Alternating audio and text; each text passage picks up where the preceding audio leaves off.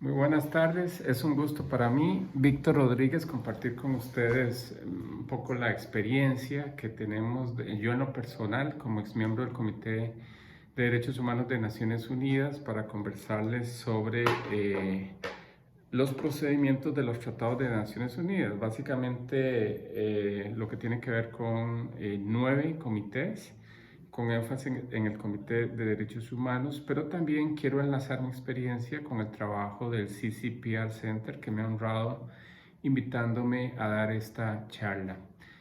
No se puede hablar de la protección de los tratados de derechos humanos sin entender un poquito de historia. Entonces, permítanme irme un poco atrás para entender la lógica de por qué hay unos comités de derechos humanos, por qué hay dos tratados generales de derechos humanos, uno de derechos civiles y políticos, otro de derechos económicos, sociales y culturales. ¿Por qué no Naciones Unidas hizo un solo tratado que tuviera derechos civiles y políticos y derechos económicos, sociales y culturales? ¿Y por qué después Naciones Unidas toma la decisión de crear tratados temáticos, tratados especiales, si de alguna manera los tratados generales, el de derechos civiles y políticos y el de económicos, sociales y culturales, ya comprendían de alguna manera cierta protección? Entonces, ¿cuál es esa lógica de ir hasta crear 9 comités, 9 tratados especializados en derechos humanos, con los dos generales incluidos? ¿Y hacia dónde vamos? Porque hay todo un debate y una crítica que yo creo que es ciertamente válida, de que aunque son los mismos estados los que crearon los tratados y los procedimientos de protección en Naciones Unidas, se repite o podría haber duplicidad dentro de los mandatos. Entonces, a veces resulta que durante cierto tiempo los estados tienen que presentar informes a cada uno de esos comités separadamente. Y a veces las preguntas se repiten, porque si en el Comité de Derechos Humanos se va a analizar, por ejemplo, perfectamente temas de violencia contra la mujer, hay un comité especial que es la CEDAW que ve ese tema. Y a veces se pueden reproducir las preguntas, entonces los estados se sienten muy cargados. A mí en lo personal, a mayor protección, a mayor auditoría, pues mayor protección de los derechos humanos. Pero bueno, vamos a ver todo eso. Pero no podemos entender dónde estamos ni dónde vamos, sino la lógica de por qué se crearon tratados de derechos humanos. Ustedes están muy familiarizados con el sistema de protección del sistema interamericano. Es muy fácil comprenderlo porque tiene solo dos órganos de protección, la Comisión Interamericana y la Corte Interamericana. Además son órganos hermanos porque para ir a la Corte Interamericana necesariamente no se puede saltar el filtro de ir primero a la Corte Interamericana de Derechos Humanos. Entonces es un procedimiento, digamos, bastante lineal, inclusive horizontal, ¿verdad? Es muy fácil, es un procedimiento, es un tratado, la Convención Americana sobre Derechos Humanos. Hay otros tratados interamericanos que se complementan, que se juntan, pero eso es lo que más estamos acostumbrados a tratar en el sistema interamericano y en Centroamérica. Sin embargo, y eso me pasó a mí, yo fui secretario de la Corte Interamericana y yo respiraba y vivía y comía sistema interamericano y para mí después del sistema interamericano no había nada más. ¿Por qué? Porque de alguna manera desconocíamos el sistema de Naciones Unidas o lo conocíamos solo tangencialmente para examinar situaciones generales de derechos humanos a través de los informes periódicos que ven los comités o el EPU, el Consejo de Derechos Humanos. Entonces, ¿cómo llegamos ahí? Vámonos un poquito atrás. 1948 hay una Declaración Universal de los Derechos Humanos. Esta declaración no era un tratado, no es un tratado. Solo declara y reconoce derechos, pero no tenía órganos, no tiene órganos ni mecanismos de protección. Una característica de la declaración es que mezclaba derechos económicos, sociales y culturales con derechos civiles y políticos. No había guerra fría, ¿cierto? Entonces todo estaba unido. Pero no tenía dientes. Los anglosajones dicen que no tiene dientes cuando no tiene mecanismos de protección. Entonces había que ponerle dientes a la declaración. ¿Y cómo se le pusieron dientes? mediante dos procedimientos que se van a llamar el 1235 y el 1503. Confidencial uno, el otro no tanto, uno para ver situaciones individuales confidenciales, otro para ver problemas estructurales de derechos humanos. Pero hasta ahí llegaba, no habían comités. Es hasta 1966 que Naciones Unidas da un paso adelante y dice, tenemos que crear órganos de protección tangibles, con mecanismos, con comités que puedan de alguna u otra manera hacer una contabilidad o rendición de cuentas de los estados. Y entonces, al mismo tiempo, se redactaron dos tratados que se van a llamar Pacto Internacional de Derechos Civiles y Políticos y Pacto Internacional de Derechos Económicos. Separaron aguas entre los derechos individuales y los derechos colectivos. Ahora, el procedimiento de supervisión del comité no era como lo conocemos ahora, no se podían poner quejas o casos individuales, sino que era un sistema de presentación de informes. Es decir, el primer procedimiento de control del cumplimiento de los tratados en Naciones Unidas era a través de la presentación de informes. Y eran unos mamotretos porque eran unos informes que tenían que presentar los estados periódicamente sobre qué estaba haciendo para cumplir con las obligaciones de cada uno de los derechos. Y se llama periódico porque la periodicidad era cada 4, cada 6, cada 5 años, depende.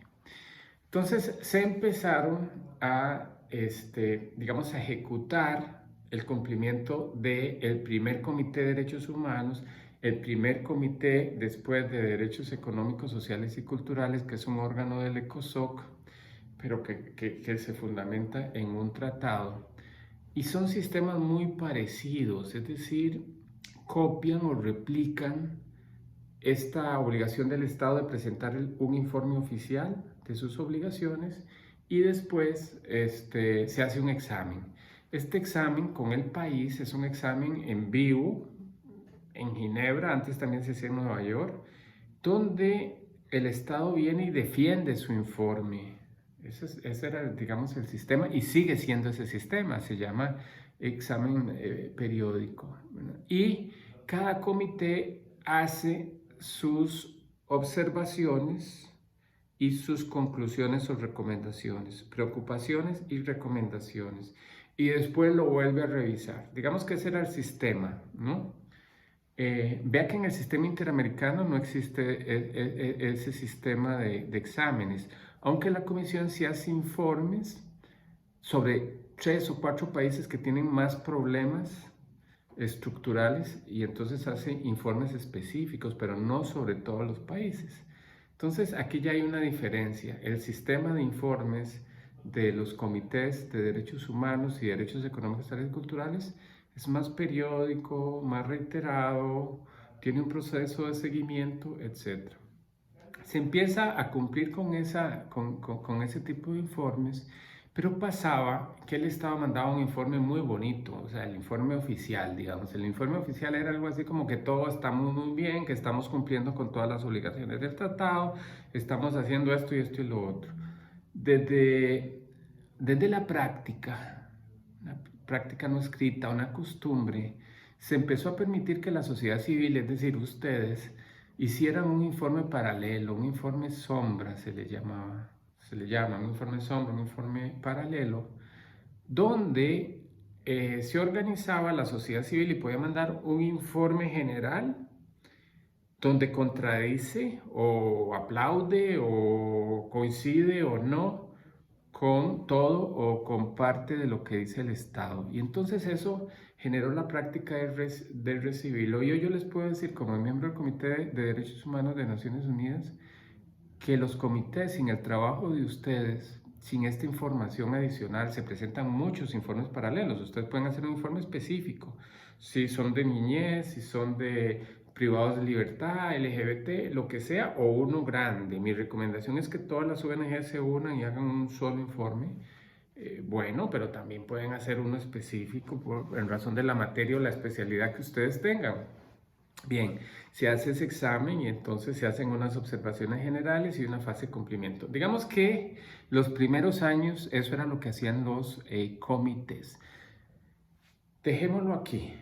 ¿Qué pasa en ese momento, digamos del 66 a los años 70, 80, donde empiezan pues a entrar a funcionar estos dos comités de derechos económicos, sociales y culturales? Que los mismos estados consideraron que ya era el momento de darle más dientes, más vinculatoriedad a lo que hacía el comité o los comités, y entonces crearon un protocolo al tratado, un protocolo al pacto. ¿Qué es un protocolo? Un protocolo es un tratado hijo del tratado principal, del Pacto de Derechos Civiles y Políticos o el Pacto de Derechos Económicos, con una referencia específica. En este caso, el protocolo es, si el Estado lo ratifica, va a permitir recibir quejas individuales. No más de eso, no más derechos, sino decir, todos estos derechos que están aquí pueden ser denunciados por una persona o por un grupo de personas. Es decir, el litigio contencioso. Bueno, entonces se amplía el mandato. Entonces solo se puede denunciar a un país que haya ratificado el Pacto de Derechos Civiles y Políticos o el Pacto de Derechos Económicos y Culturales y haya aceptado el protocolo para quejas individuales. Dichosamente, todos los países de Centroamérica al que ustedes pertenecen hay competencia para recibir casos individuales, como lo llevarían al sistema interamericano. Nada más aquí les hago un anuncio que voy a desarrollar más adelante. No se puede llevar por el principio de litispendencia un mismo caso individual por violaciones de derechos humanos ante la Comisión y la Corte Interamericana y al mismo tiempo ante un Comité de Derechos Humanos de Naciones Unidas. No se puede, ustedes tienen que escoger uno u otro, ¿ok? Nada más les voy a dar, sí, un paréntesis, un tip aquí. Es posible que ustedes lleven primero el caso al sistema interamericano y si lo pierden por A o por B, pueden llevarlo al Comité de Derechos Humanos, no al de Económicos, Sociales y Culturales. ¿Por qué? Porque a los estados, en una interpretación del protocolo sobre quejas individuales, se establece que el comité no puede conocer casos que estén siendo conocidos en otro mecanismo similar de protección, que estén siendo conocidos, oiga el tiempo verbal. Entonces en el comité interpretamos, con base en el principio pro persona humana, que si ya fue conocido, sí puede conocer. No sé si ustedes me entienden.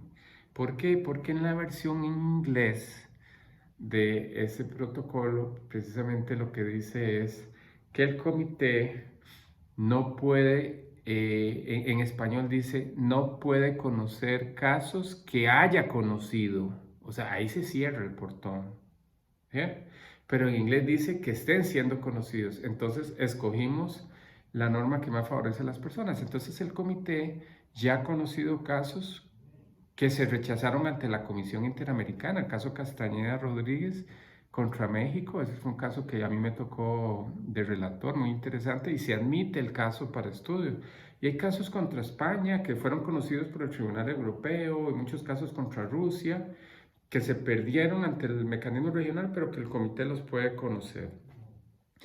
Otro tip que les voy a dar es el plazo. Ustedes saben que ante el sistema interamericano y la mayoría de los sistemas hay 6 meses desde el agotamiento de los recursos internos. Para llevar un caso a un comité hay que agotar los recursos internos, dura 6 meses. Si no, caput, se acabó. Bueno, a los estados se les olvidó, yo no sé en qué estaban pensando cuando redactaron el protocolo al Pacto de Derechos Civiles y Políticos y no pusieron plazo, quedó abierto. Lo cual es muy lindo para las víctimas, pero para el Estado es una inseguridad jurídica total. Es decir, el Estado no puede ser denunciado 20 años después del agotamiento de recursos internos por violaciones del pacto. Entonces, en el comité llegamos a interpretar que 5 años era un plazo razonable. Entonces, imagínense, si a ustedes se les olvida o se les va el plazo de los 6 meses para ir al sistema interamericano, pueden llevarlo después de los 6 meses al Comité de Derechos Humanos, ¿verdad? Bueno, entonces yo ya estoy trabajando con ustedes el tema de los procedimientos de los dos tratados y de los dos comités generales, derechos económicos y culturales y derechos civiles y políticos.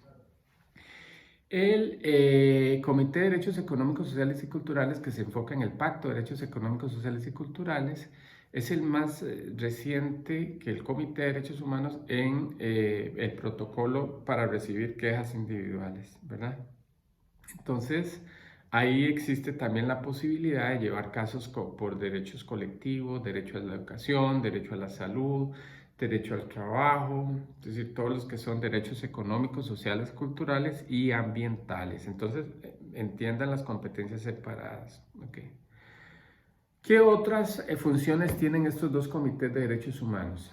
Repito, presentación de informes, que fue el primer sistema de protección. Segundo, resolver casos individuales, que es este procedimiento de una queja, de un caso, hay que agotar los recursos internos, se trae el caso y los comités emiten un documento que es como una sentencia, muy parecida a la Corte Interamericana, pero en corto. Los comités no acostumbran, creo que hay una influencia anglosajona muy clara a escribir o explicar tanto el razonamiento, pero en 12 páginas resuelven por el fondo un caso de una violación y lo hacen mucho más rápido que el sistema interamericano.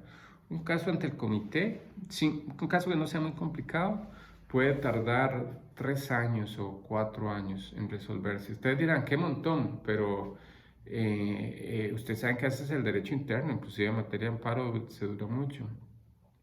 Y un caso ante el sistema interamericano puede durar mínimo y con suerte 7 años entre la comisión y la Corte Interamericana, cuando no más. Yo duré 17 años con un caso contra Costa Rica, el caso Anrain, y lo perdí, por cierto, y no me da vergüenza decir que lo perdí. Yo creo que en el fondo es un caso que la Corte no leyó, pero bueno, aquí estoy yo como tratando de justificar esa situación. No se puede, para mí es denegación de justicia que un sistema internacional condene a un Estado por retardo en el proceso 10 años después. Justicia retardada, pero bueno, eso es un problema por falta de recursos, los estados no le inyectan el dinero suficiente, no les conviene. ¿Qué otra función tienen estos comités? Bueno, estos comités generan doctrina a través de lo que se llama los General Comments o comentarios generales, observaciones generales en español. ¿Qué es esto? Ustedes sí conocen que la Corte Interamericana hace opiniones consultivas, pero las opiniones consultivas son preguntas concretas que le hacen para que conteste. En cambio, los comités lo que hacen es que ellos, motu propio, escogen un derecho, alguno, del pacto, derechos políticos o el tratado que se trate, y lo desarrollan, pero no lo desarrollan en abstracto. Entonces vamos a ver, el comentario de observación general del Comité de Derechos Humanos fue sobre manifestaciones públicas y pacíficas, derecho de reunión. El anterior fue sobre el derecho a la vida, muy importante. Y el número 35 fue importantísimo sobre seguridad personal, todo lo que tiene que ver con detenciones ilegales, arbitrarias. ¿Qué es lo que hacen los comités? No asumen el riesgo de hablar en abstracto, sino que lo que hacen es sistematizan toda su jurisprudencia en los casos concretos, o sea, en sus comunicaciones, en sus casos, se llaman comunicaciones individuales, es un nombre terrible, a mí no me gusta. En inglés le dicen views. Bueno, eso es como una sentencia más pequeñita donde se establecen estos son los hechos, se demostraron estos hechos y esto implica responsabilidad porque se violaron estos derechos del pacto y se decreta reparaciones. Las reparaciones no son tan detalladas como la Corte Interamericana de Derechos Humanos, que inclusive la Corte calcula el centavo, la reparación material, y en eso hay una gran diferencia de por qué voy a ir al sistema interamericano y no al Comité de Derechos Humanos. Porque si el interés de ustedes es tener un mejor nivel de reparación, pues se van al sistema interamericano si les alcanza la vida, ¿verdad? Porque es un procedimiento lento. Pero si lo que ustedes quieren es tener un documento internacional de responsabilidad, váyanse a un Comité de Derechos Humanos. Luego viene este tema de esta doctrina. Entonces lo que hacen los comités es, se contestan todo el desarrollo jurisprudencial que han emitido a través de sus casos individuales o a través de los exámenes de países y le dan desarrollo. Es muy importante, ¿verdad? Esa es la otra función. La última es medidas cautelares. Y disculpen que haga referencias al sistema interamericano porque yo creo que entonces ustedes tienen más capacidad de entender y vamos haciendo un trabajo comparativo.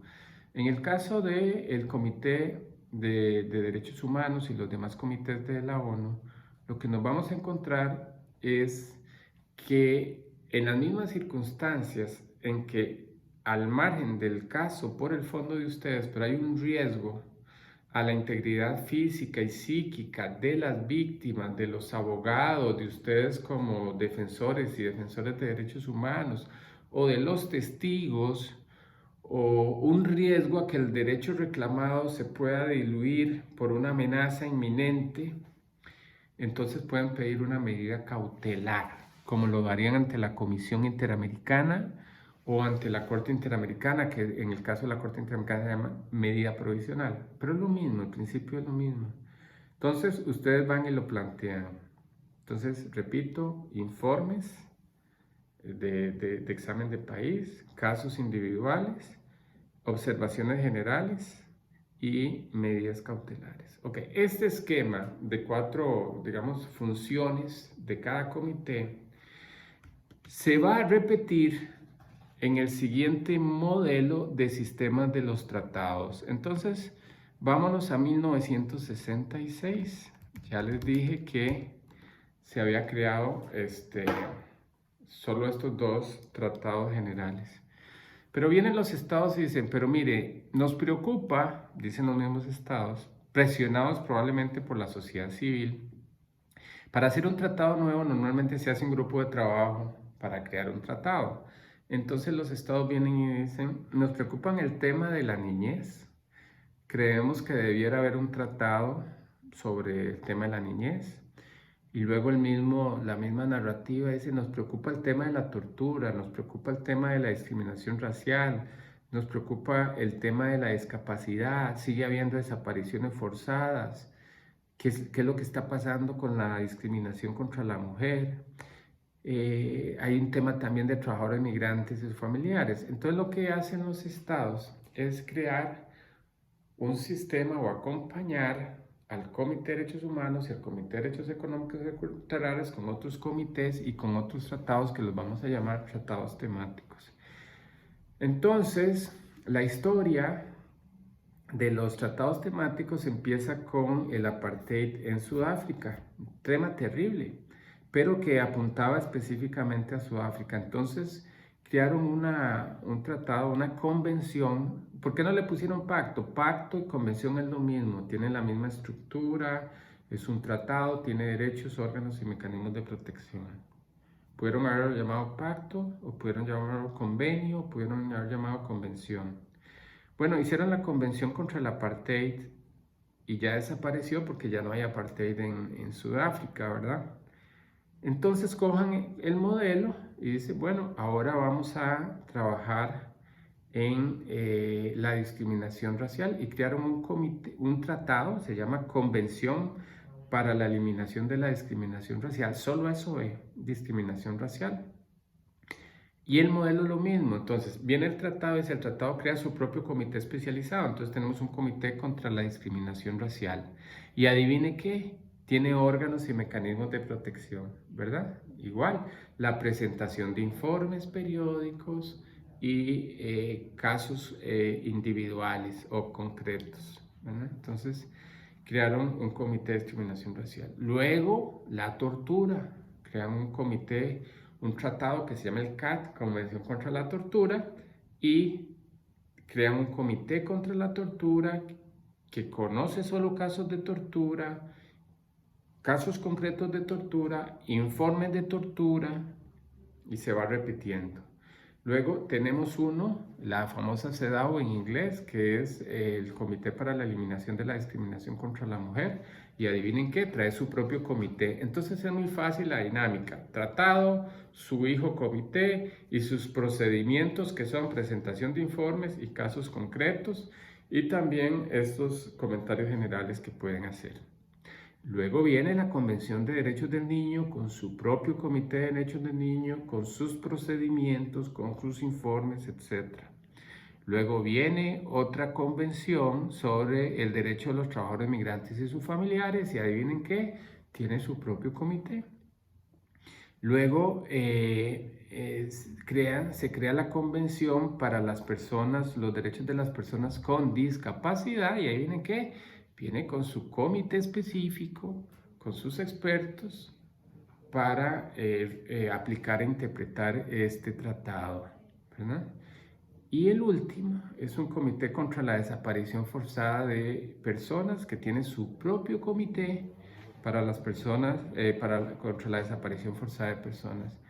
Hay un grupo de trabajo que está discutiendo si se crea o no una nueva convención en relación con las personas de edad. Las personas de edad son las personas adultas mayores.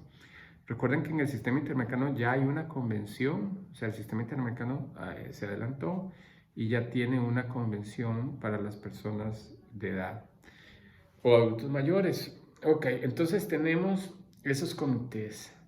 Nada más voy a hacer un paréntesis porque hubo un ensayo de Naciones Unidas para crear un tratado, el primer tratado sobre la prevención y no la condena de casos. Se llama el OPCAT. Es un tratado, protocolo. Recuerden que un protocolo en términos de derecho internacional de tratados es un tratado, ¿verdad? Un tratado. El OPCAT es un tratado que es un protocolo optativo o facultativo al CAT, a la Convención contra la Tortura, pero es totalmente separado. Creó el Subcomité contra la Tortura, el SPT, Subcomité para la Prevención de la Tortura. Yo tuve el honor de ser miembro de ese subcomité, yo fui presidente de ese comité. ¿Y por qué me gustó la experiencia?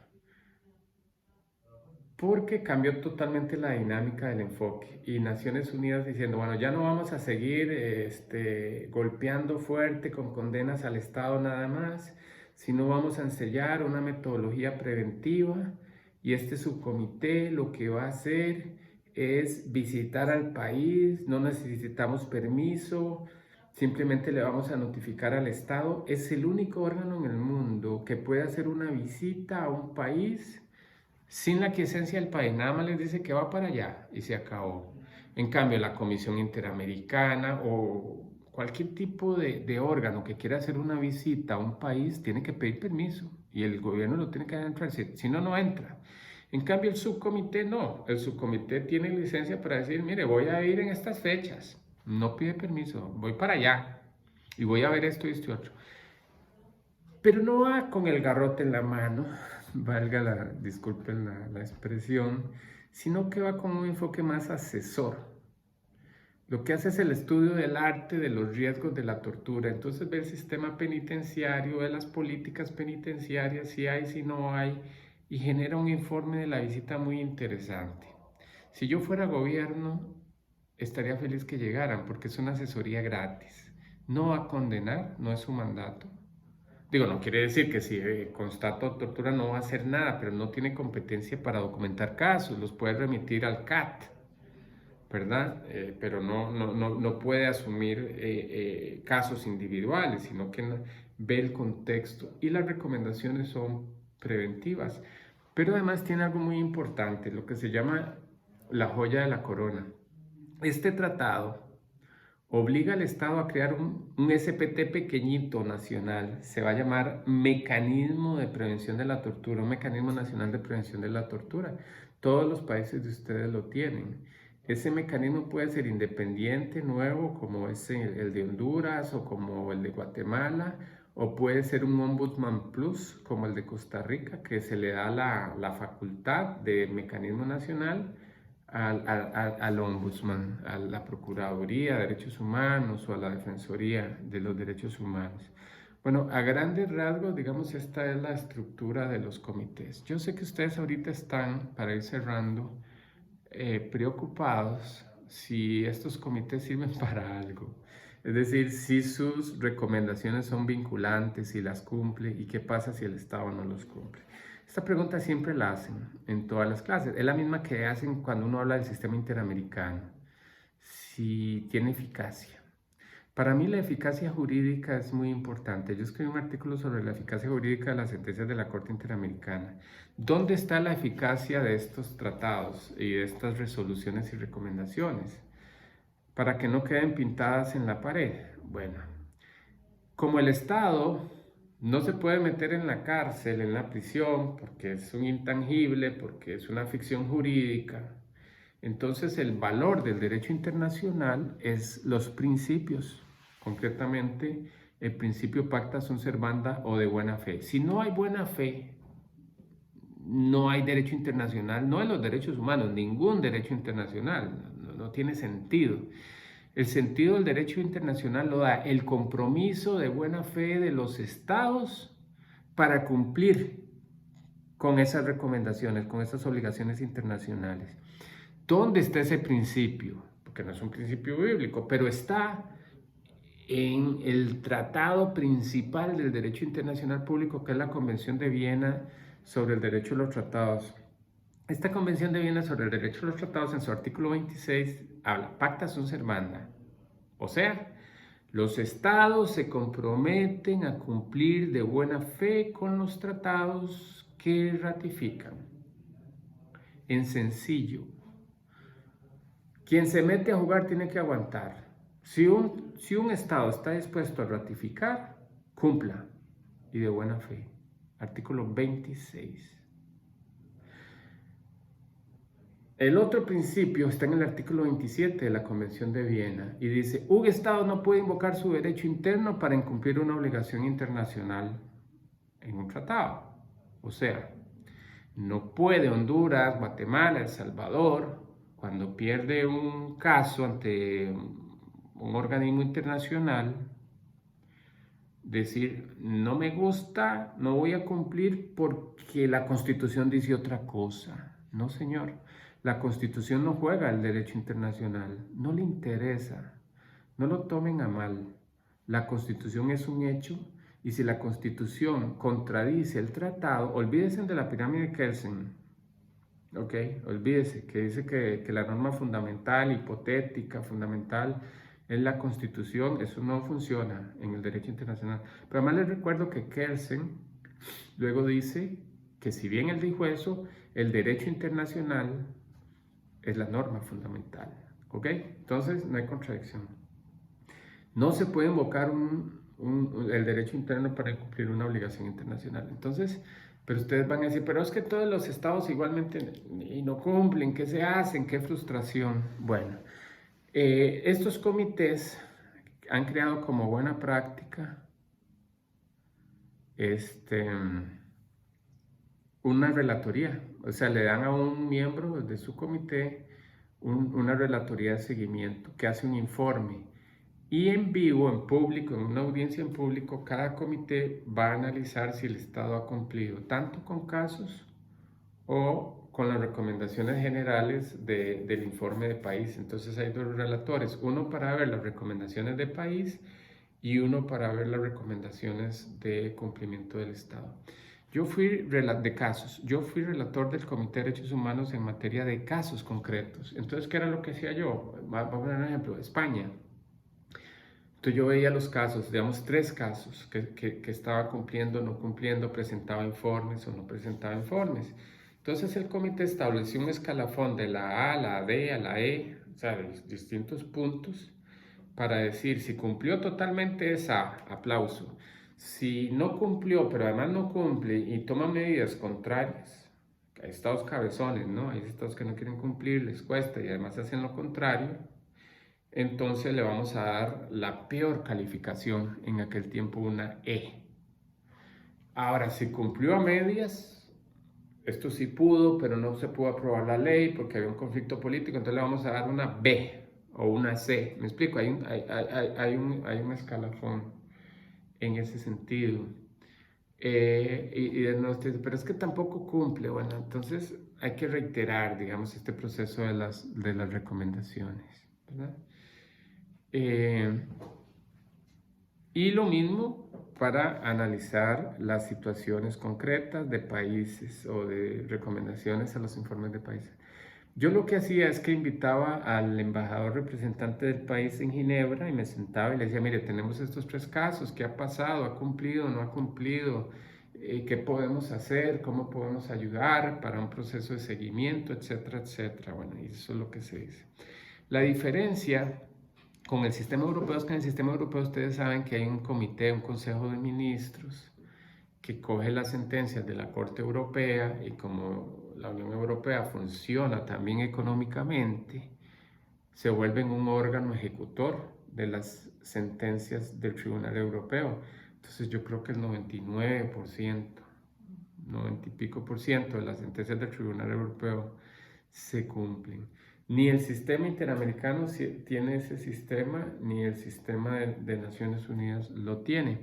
Entonces el cumplimiento queda lamentablemente, digamos, a la voluntad del Estado. Ahora ustedes van a decir, pero bueno, entonces ¿para qué estudiar esto? ¿Para qué llevar casos?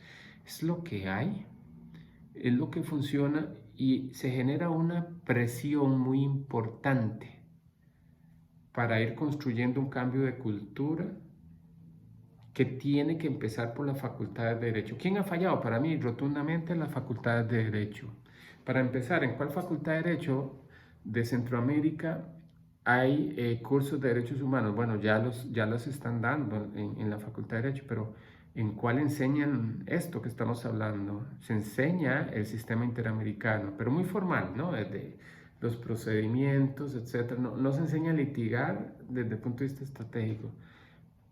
Pero sobre procedimientos de Naciones Unidas, yo les estoy hablando de procedimientos de tratados, pero está el otro procedimiento que ustedes vieron en este curso, que son los procedimientos extraconvencionales. Procedimientos especiales, relatorías especiales, grupos de trabajo, donde no hay que agotar los recursos internos. ¿Ah? Entonces, eso no se estudia.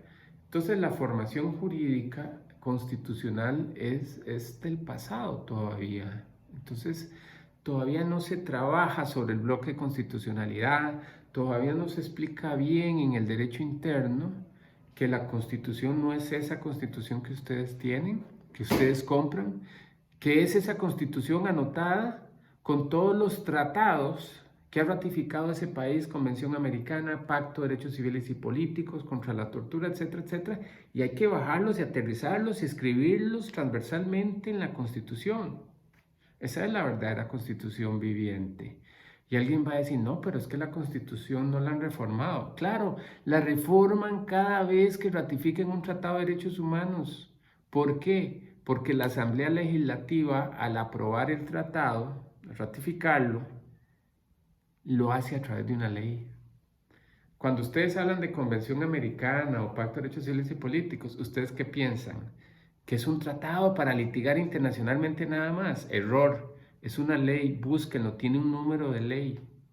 Y entonces con ese número de ley se vuelve derecho interno. Está integrado con la doctrina del bloque de constitucionalidad.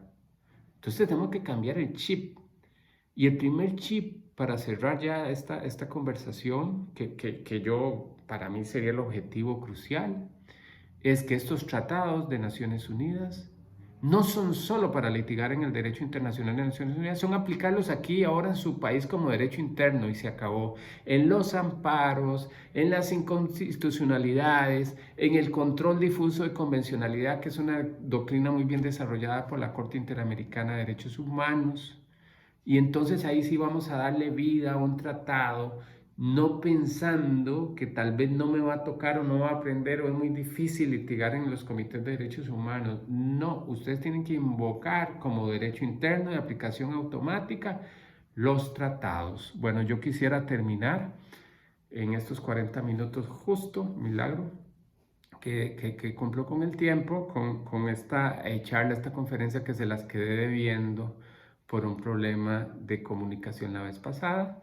Les deseo lo mejor Quedamos atentos en el marco de este proyecto para evacuarles algunas preguntas que surjan, etcétera. Las podemos contestar en otro video. Muchísimas gracias, mucha suerte en todo y estamos para servirles.